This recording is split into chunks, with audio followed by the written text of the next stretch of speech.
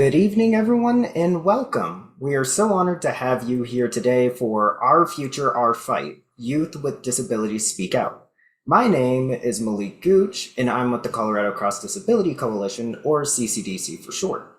CCDC is Colorado's largest and oldest disability led organization, committed to ensuring that people with all types of disabilities have equal rights and opportunities. Our work is rooted in advocacy, leadership, and community power, centering disabled voices in every space where decisions are made.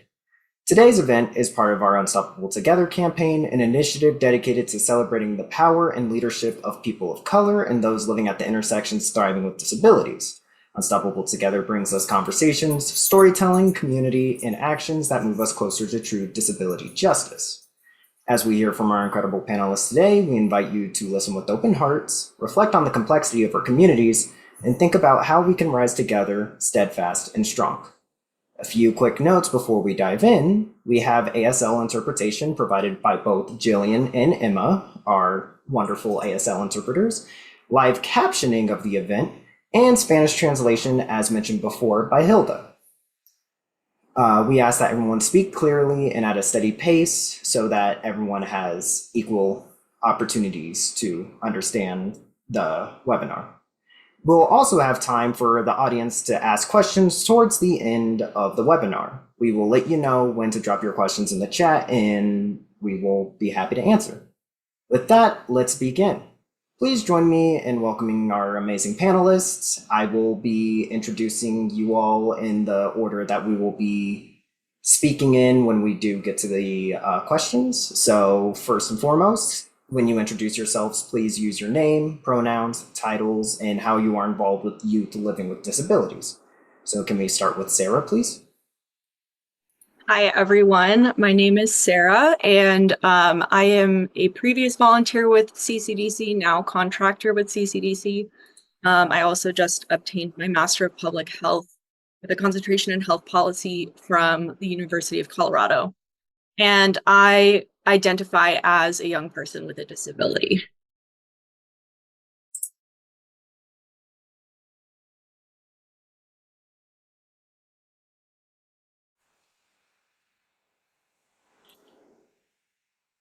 Betsabet, if you wouldn't mind introducing yourself.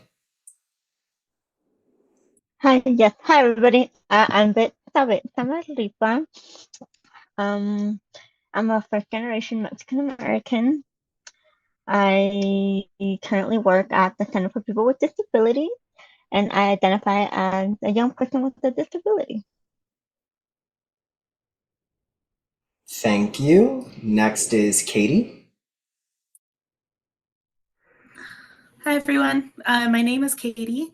I prefer the pronouns she, her. I am the founder of Empowered Services, as well as an employee of the state of Colorado. And I identify as a young person with disabilities. And last but not least, Taylor. Hi, I'm Taylor Leigh Aguilar. I am the Colorado Cross Disabilities Coalition's newest leadership and advocacy intern. Really excited to be a part of this panel and get to hear what everyone's saying. All right. Now with introductions out of the way, we are actually at a great pace. So let's start with the first question. As young people living with disabilities, what are the issues that matter most to you right now? And what do you think decision makers need to understand about your experiences? Can we start with you, Sarah? Absolutely. There are so many things that come to mind with this question. I think a lot of us can agree that politically, the climate right now is of huge concern for folks with disabilities, with cuts being made to Medicaid and programs that we rely on. Something that I personally am the most concerned about is the shift in rhetoric that has been happening in regards to disability lately. I think we made some really good progress societally with disability pride and finding a sense of community and being open and outspoken about our disabilities and our experiences. And as we're shifting into a much more conservative landscape, I'm also noticing that some of the language that's being used by leaders in our country about people with disabilities and about disability itself is much more negative. And that can have such broad implications on our community, not only just in culture and how we interact with the culture around us, but that directly influences the beliefs that drive policy decisions that are being made by leaders. So there's never, I mean, right now it feels like a very crucial time to be very outspoken about our experience with disability. Thank you, Sarah. Betsabet, please. Yes, I would have to agree with you, Sarah. I think the first thing that comes to mind is obviously Medicaid and SNAP. But I think for me, the issue that I think towards is the sustainability when it comes to, yes, the land and like the people, the animals, just at the collective. And I think it goes hand in hand with like the rhetoric that's going on right now.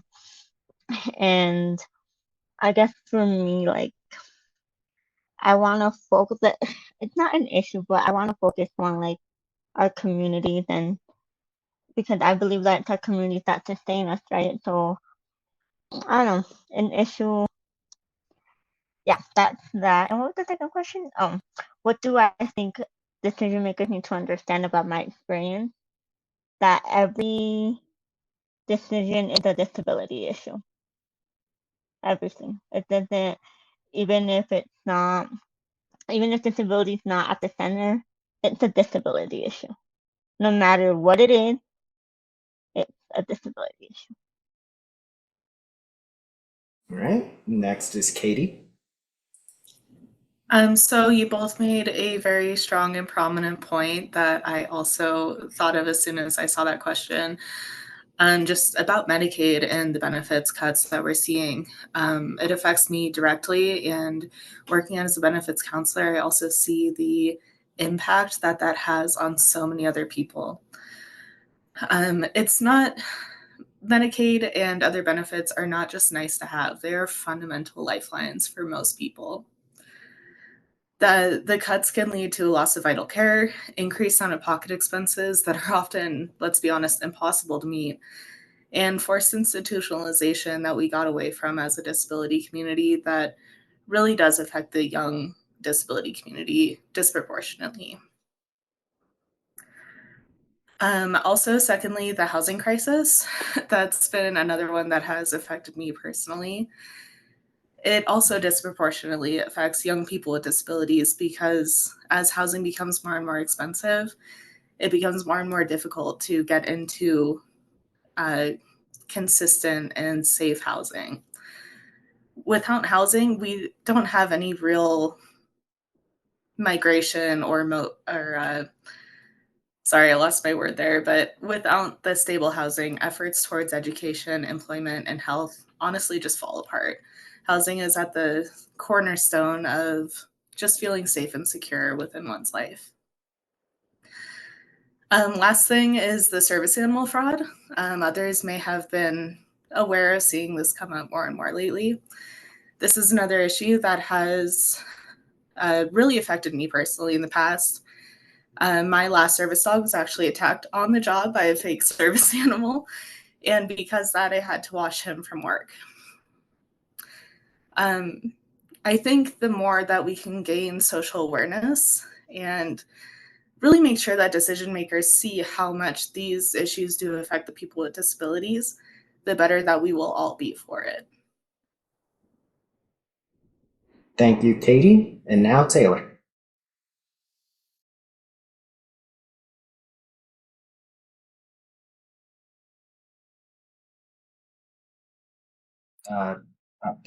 Hi, Malik. You mind repeating the question just so I know I'm saying what I would like to say? No, not at all. As young people living with disabilities, what are the issues that matter most to you right now? And what do you think decision makers need to understand about your experiences?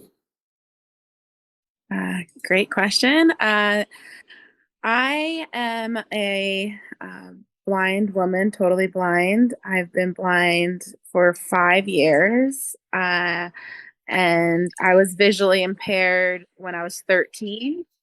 And I did not know that I had I was a part of the disability community at that point. I kind of saw my disability as a crutch or an excuse and just didn't understand just the things that were happening in my life were because of this disability. And then when I gained access to the blind community and disabled community, I've found so much solace in that and feel more empowered to take action.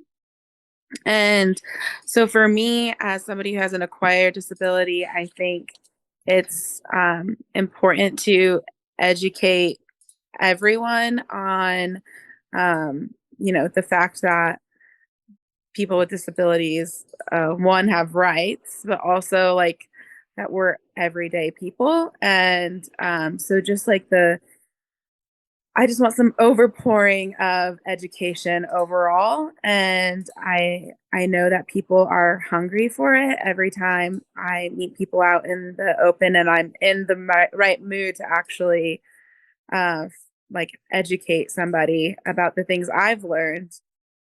They are really excited for it and they're happy that they can, maybe in the next experience with somebody that they can hopefully be respectful and just, no condescension or things like that. So I really want to go about it with education first and having people know that each of us have an individual story to tell.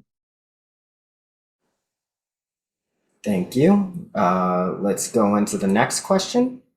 When did you first realize that your voice could create change, and how have you used it to speak up or stand up for yourself or others? Starting with Sarah.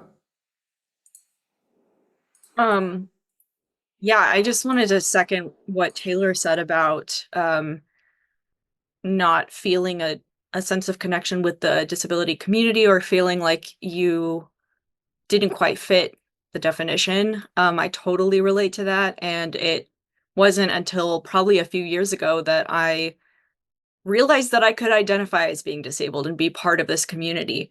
And that has been really empowering for me because it gave me an understanding of the way that I move in the world and the resources that are available to me.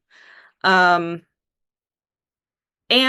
it added an extra layer to my life of I now have to advocate for myself in everything that I do. And so my form of advocacy has been both through research and through my education. I've done a lot of research and have focused my degrees around disability justice and intersections through various fields like healthcare. And as a student, as an employee, as an AmeriCorps worker, when I would participate in AmeriCorps, I am always advocating on behalf of myself, my experience, and my community. For example, last year there was a policy in one of my courses that did not allow for any leave from class, no excused absences for any reason, including a valid doctor's reason. And I took that to the dean of the school and said, this is discriminatory in so many ways. Also illegal, but at the bare minimum, it is discriminatory, and this is going to impact people with chronic illnesses or disabilities so much harder than someone who doesn't have a chronic illness or a disability. And that's just something that I'm always doing. I'm always trying to find ways that I can have conversations with the leaders that I'm working with about ways to make either the classroom or the workplace more accessible for everyone. Thank you, Sarah. Betsabet? Yes. Advocacy. I feel like for me, so I was born with my disability. I was diagnosed with Golden Heart syndrome when I was born. And for me, my mom's the one who taught me how to self-advocate for myself. Because she always had she had to be my advocate when I was younger, right? So I think for me it came naturally. In school, I was always I noticed the difference. I always noticed that I was different. And I saw the way I was treated differently, right? So for me, it's been I think for me it's like I self-advocate, I speak up and then in space, but I'm constantly dismissed when I speak up. So I feel like now for me it's been a thing where it's like, okay, where can I speak up and actually be heard? Because it's very easy, like I've been in different communities, I speak up, but if people don't understand what it's like to have a disability, like what ableism is, people just don't care. They don't have time to understand that experience, right? So for me, like I've learned how to advocate for myself, but also how to encourage other people to advocate for themselves because I am a community person. I am rooted in my communities and I am very much disability justice is very close to my heart and I want collective liberation for everybody, and I think it's very self advocacy is what's gonna help us get there. But self advocacy looks so many different ways. I think right now how we're seeing like the leaders of our countries. Um, for me, it's ironic. And I'm like, these leaders they're dismissing themselves, so they have no room to hold space for us. But the power that they have, like it's affecting everybody. So it's like for me, self advocacy is a way of taking my power back because we could okay, I feel like this could be a little contradicting. But for me, like I give my power away when when I give these leaders so much attention. And like for me, I take my power back when I am not dismissing myself and when I'm able to be that support for my community. Because I feel like right now, the outside world, everything outside of me, it's pure chaos.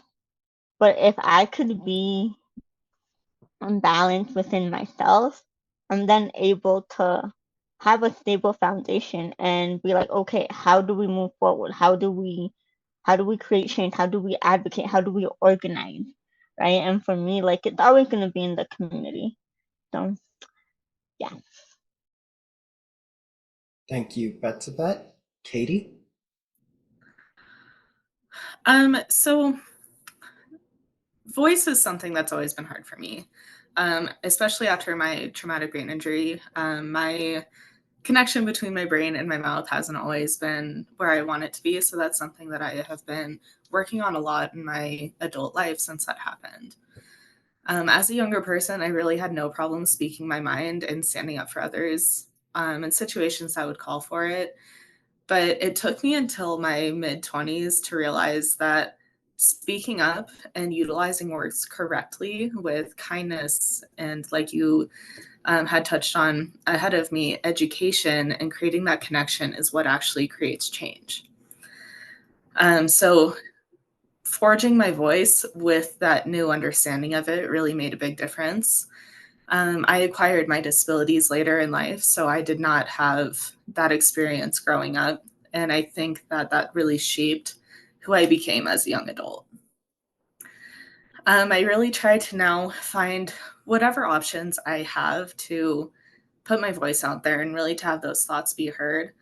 whether it's in classes and taking advantage of the different assignments and discussions to increase awareness of my experiences, both as a student and a professional with disabilities. Some of those are around some of the service animal fraud issues that I was talking about, as well as wicked or complex social issues that affect me, this community, or other loved ones, as well as trying to outline actual steps to increase the well-being of people with and without disabilities, and capitalizing on the overall benefits of being truly integrated as a society. My business as well. I actively work with organizations in my area to have those really difficult conversations about accommodations, going above and beyond the ADA requirements that businesses are supposed to meet, as well as talking to people in the community, such as legal groups or real estate professionals, about some of the issues that the disability community faces. I really just try to take advantage of whatever I can to get my voice out there, and also kind of, like you said, Betsa, kind of take that power back and really be able to utilize those thoughts and those experiences to hopefully bring people together better. Thank you, Caity. Taylor? Everyone is saying such great answers. For me, I was raised by a single teen mom and was, raised by a village. I have a very big extended family, a wonderful support group. And I, was raised to have a voice, to use my voice. And I worked at my mom owns a salon and day spa. So I just learn to talk to people. Like, networking for me is let's find new friends and stuff like that. So I've enjoyed learning about other people and such. And I, as a blind person, have had to learn how to navigate different spaces and still feel like myself, because I know once I acquired my disability, things changed, my life changed, but I still feel like, no, I'm still myself. And so kind of that internal struggle, I found it really is helpful for me to share with other people in the community who may be able to relate. And I feel, when I was in undergrad and I was sighted, I went through and am a survivor of sexual assault. So I found solace in the support group at my women's gender advocacy center at Colorado State University in Fort Collins. And because that resource was there, I learned so much about my experiences and the reasons why I was behaving one way or another. And because of that work of learning how to advocate for myself as a survivor of SA, I just was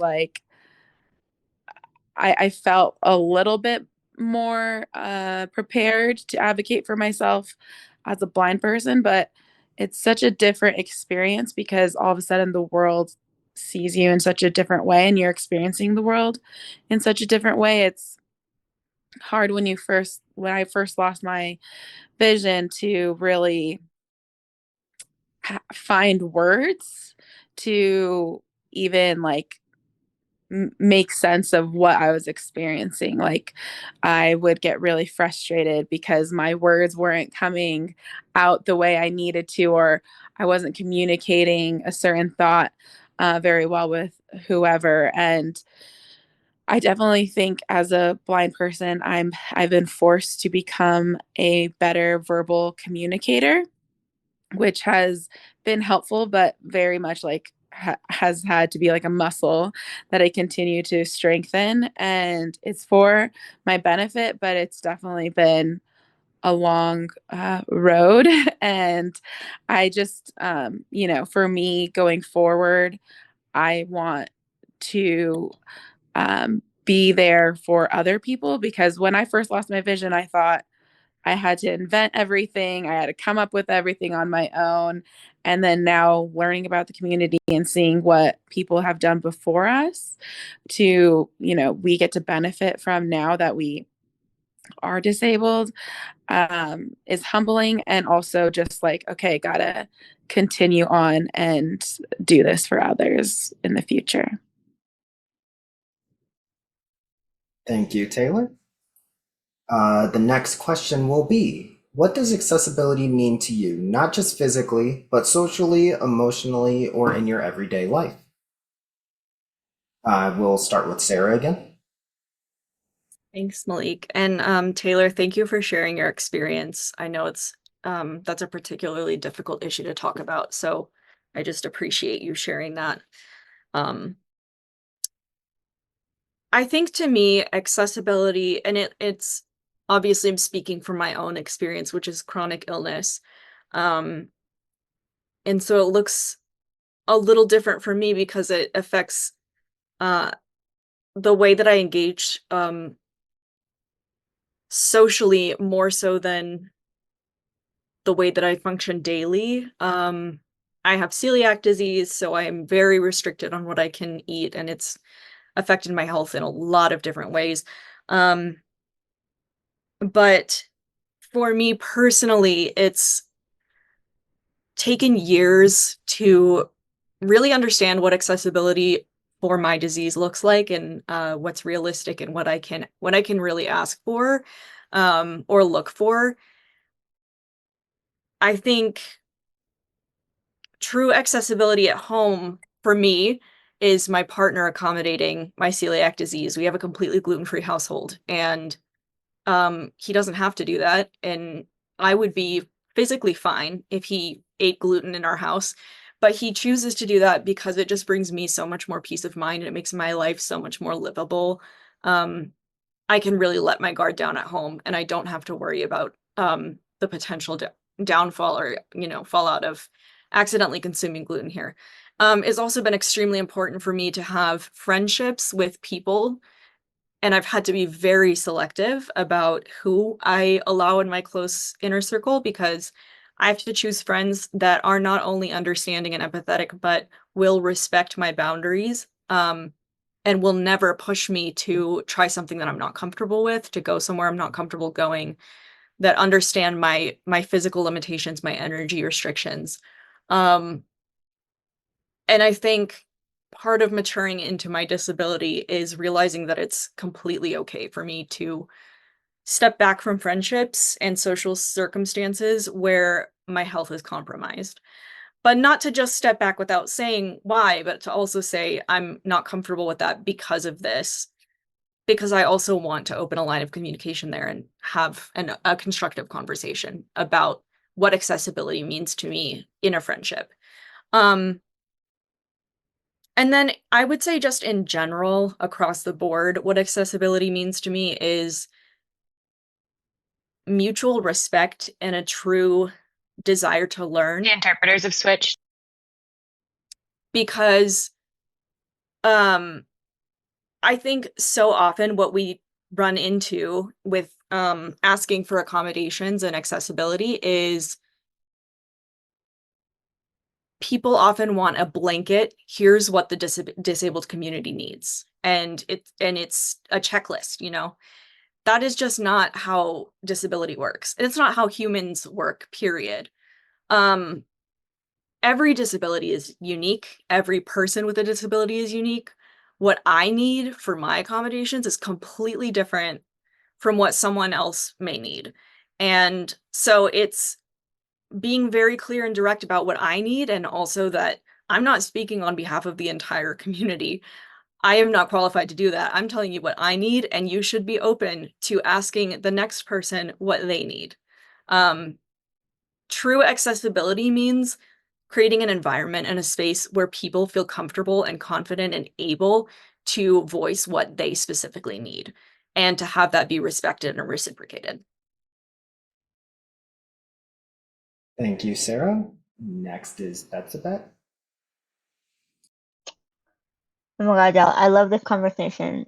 Taylor, thank you so much for sharing your experience. And Sarah, yeah, you explained it very well. When you were speaking, I was thinking of collective care. I feel like accessibility is like collective care. Like you said, like we all have different needs, and a word that came up for me is access needs. I feel like accessibility, like at the root of it, is being able to meet the needs of every person so they could show up as their most authentic selves in any space. Um, and for me, like going back to community, I'm always going to go back to the community because Taylor, I was able to relate to you because I'm like, for me, like my family, like without them, I wouldn't be here. And they were the ones who have been able to, they were my support system and they still are. Um, accessibility when it comes to, like, it's not just physical, like mentally, like having access to therapy, having access to food, having access to housing, like it's collective access to our basic needs. And that's just the bare minimum. After that, like having access to education, just having access to all these resources that are being gatekept. Because that's what they're doing right now.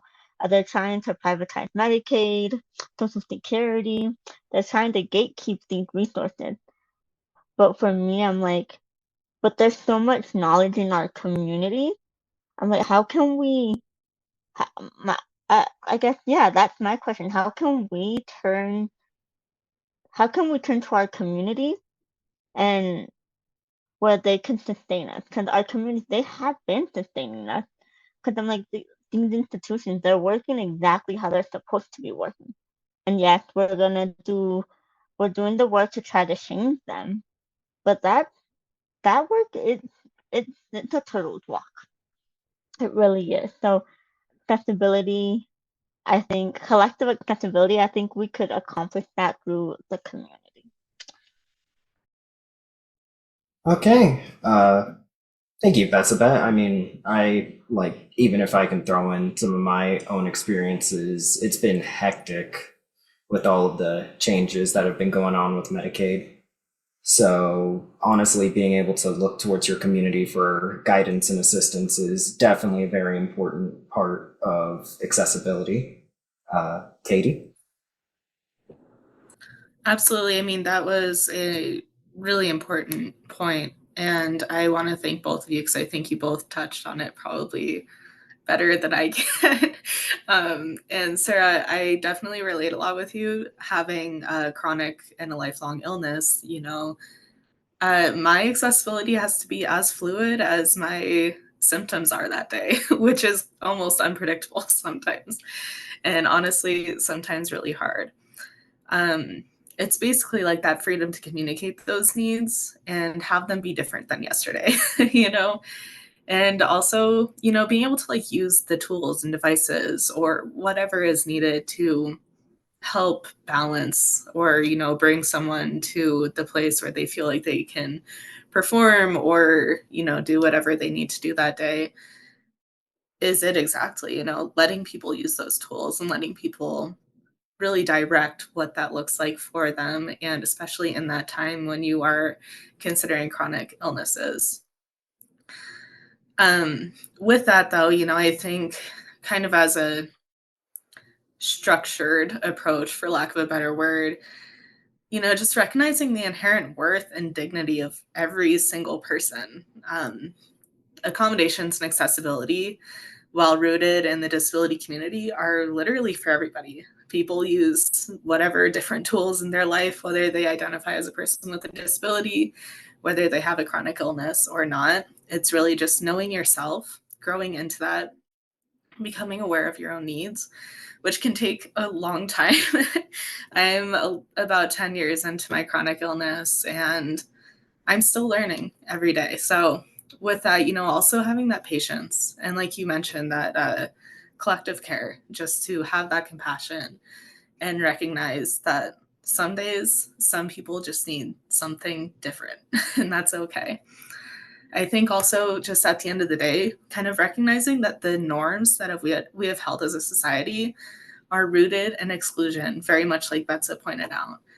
And I feel like to be able to reach true accessibility, socially speaking, is really restructuring those norms to be as fluid as every single person is in this world. You're now unmuted. Active speaker. Thank you, Katie. Taylor, next. Yeah, so accessibility, has looked different for me throughout my life. When I was 13 and I lost vision in my left eye, I lost central vision, and the doctors I was like, can I drive? And they're like, yeah. And I was like, okay, cool. And that's all I cared about as a 13-year-old. But I wish they could have given me or my parents resources of, hey, he's not alone. There's other people like you. Here's some spots in this area, or, I lost my vision at the Children's Hospital in Denver, and then totally lost my vision in the hospital at Anschutz in Denver.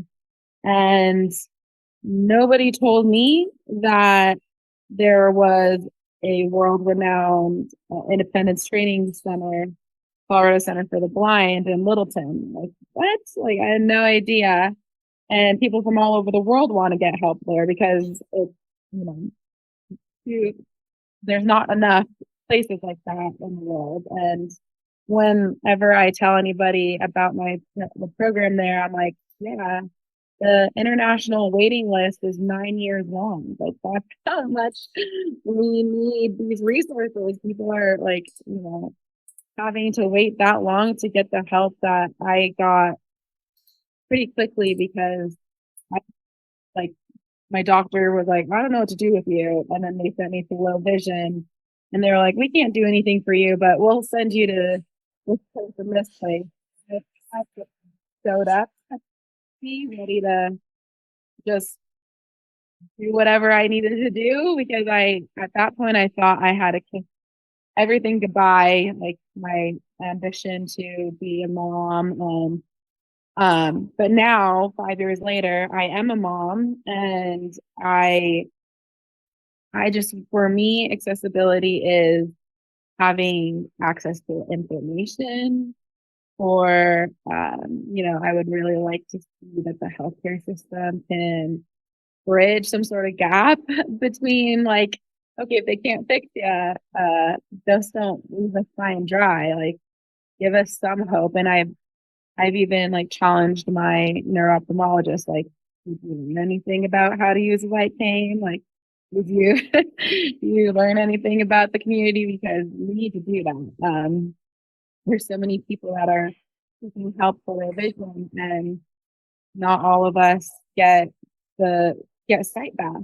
So it's important for people to know that there's life after blindness. And I am kind of ashamed that I didn't know that prior. So that goes back to accessing education and accurate information. And for me, mentally, I right away got depression and therapy, and but anyways, just overall access, my family has had to learn all of this with me, and they've gone through the roller coaster of grief with me. And I think finally, 5 years out, I'm able to process what I've been going through. And with the help of CCDC, working with them and learning more about the community as a whole, I am just so ready to do whatever I need to take action. And, as much as people may want to push back and don't want us to have access to certain things, I think definitely there's power in numbers, and I get motivated by hearing other people's stories, like the other panelists on here. And I really think that, even for my family, them not realizing their ableism that they have innately, and for myself having ableism and being able to figure that out. I think the more open we are about our stories, the better off everyone is, because it's like that trickle down effect of like the curbside effect, and like learning what the curbside effect even is. And that actually, if you help people with disabilities and you think of us first, everyone is going to be better off. Thank you. And also, I just firmly believe that since it seems that a lot of our panelists have acquired their disabilities later in life, but we're still relatively young, not young enough to be in school, but still young. I say knocking on wood. I think it's important we do have this discussion about like what does life look like, and how do you like kind of not confront, but just reconceptualize what most of what you thought being what it was is now different. But to move on, let's get into our fourth question. What is your dream for the future of the disability rights movement, and how do you see young people like yourself shaping that future? Can we start with Sarah again? Yeah, this is such a big question. It's hard to pin down one specific answer. I think I just envision, I guess what I think of when I think of the future of the disability justice movement is a lot of engagement with it, and a lot of just more people, more voices, more um a broader community, you know, and more cohesion in the disabled community so that we can really rely on one another. Um, I think, yeah, that some of the other panelists have touched on this, but having a disability can be an extremely isolating experience, and it doesn't have to be, but it can be, especially when you're coming to terms with an acquired disability or a chronic illness, and the people around you don't have that disability or chronic illness. Um, it's a really challenging position to be in, and like Taylor mentioned, confronting your own internalized ableism. Um, I think that a lot of society views having a disability as like the worst case scenario, and that's not true. But it is easy to believe that when everything around you is telling you that. And it's easy to feel like my life is over. Like I have this whole thing, I don't know what to do. I don't know what like who to turn to. And it having a disability can be a very empowering, I mean, for me, it has been a very empowering experience, because it's given me a lot of tools to navigate life and to see things that I didn't notice before in society and in myself and in other people. Um, all that to say, I'm hopeful that I see a community growing, and I think we're becoming more aware of disability, and um we're talking about it more as a society, and I just hope that continues, and that we can really lean on each other moving forward as things are getting more difficult in this climate. Yeah, collective community care, as Betsa mentioned, is, I don't know, that would be my dream for the community.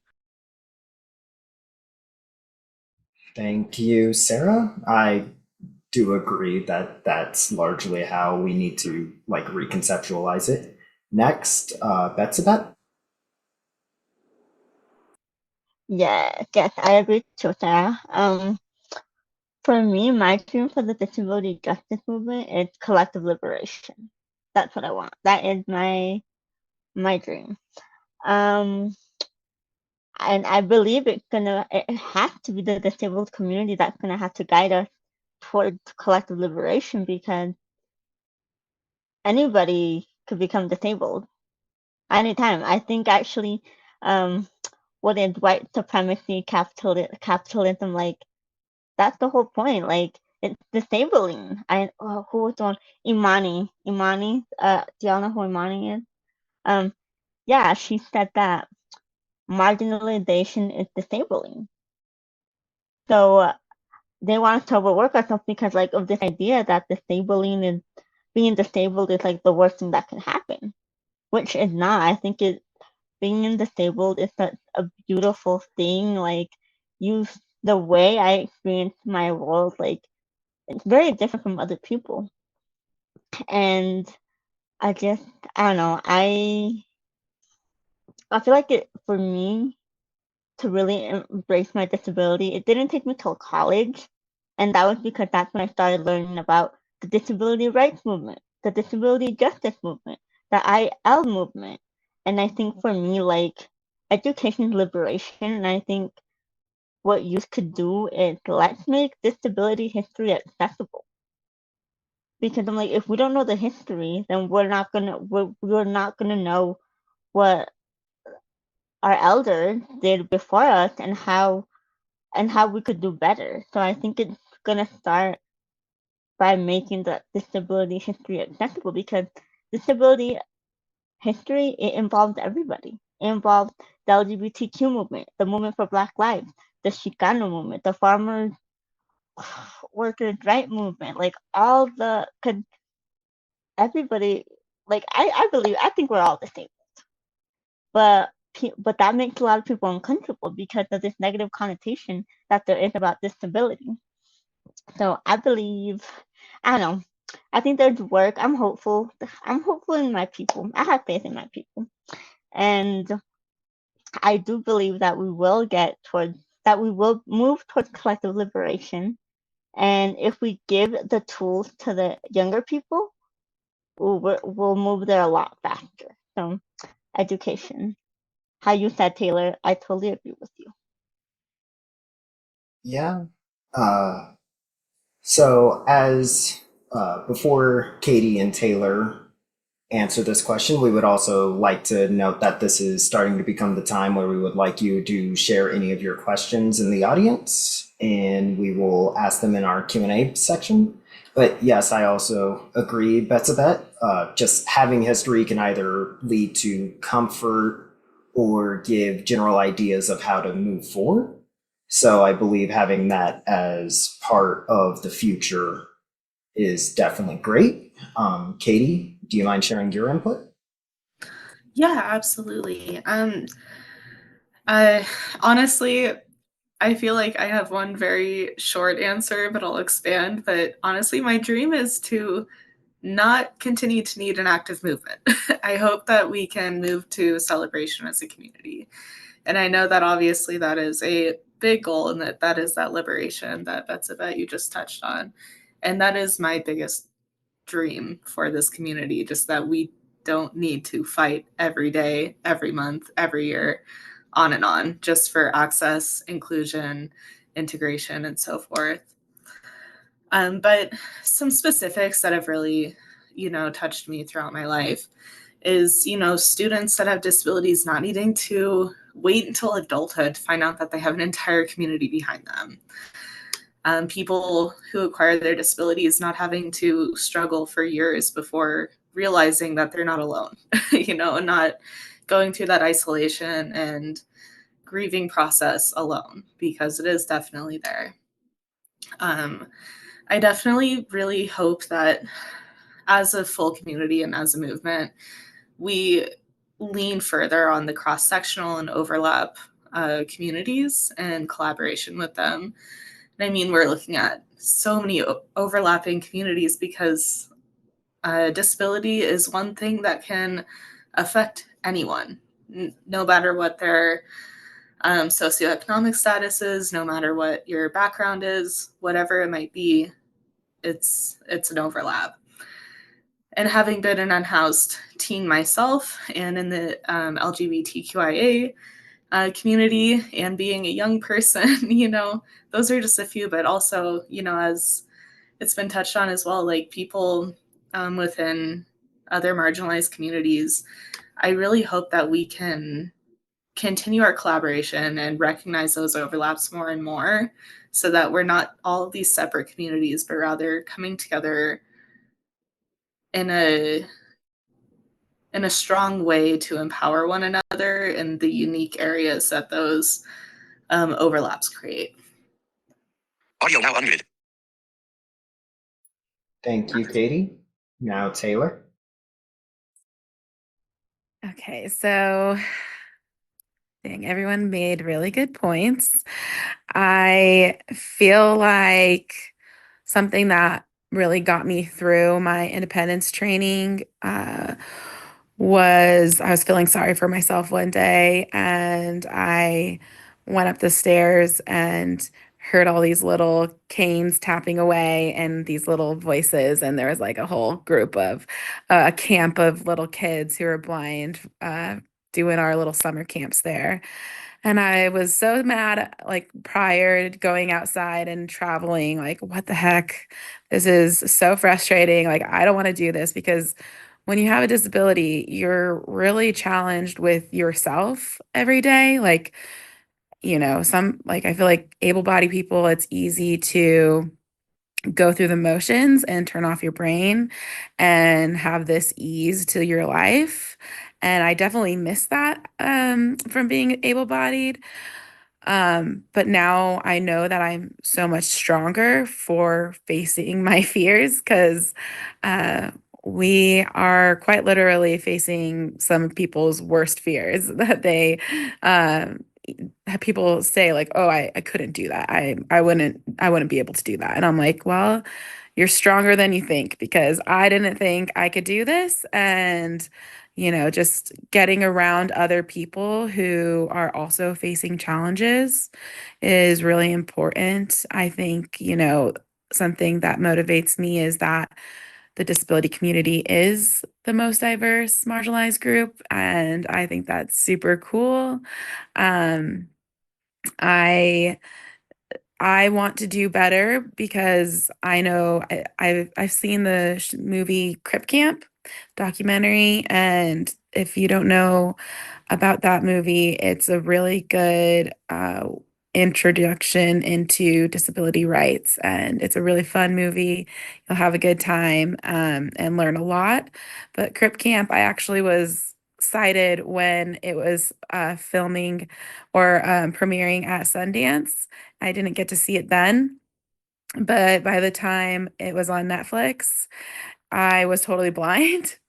So it was one of the first thing I watched with audio descriptions, and I was just like, wow, like these people have been doing it, and they didn't even, like, I wasn't even born then, but also like they didn't know that they were necessarily fighting for me, but they did it for us though. And it's really motivating. I struggle with anxiety and depression, and every time I get into like these rabbit holes of, oh no, like the world is doomed, or all these research rabbit holes and such, I can always go back to education, and education being like the answer to all of these issues, like really getting to the root and asking younger people their input. One of my professors from undergrad, he was like, I'm a boomer and I love millennials and Gen Zers. You guys are so cool. And 1 minute, Taylor. and Sorry.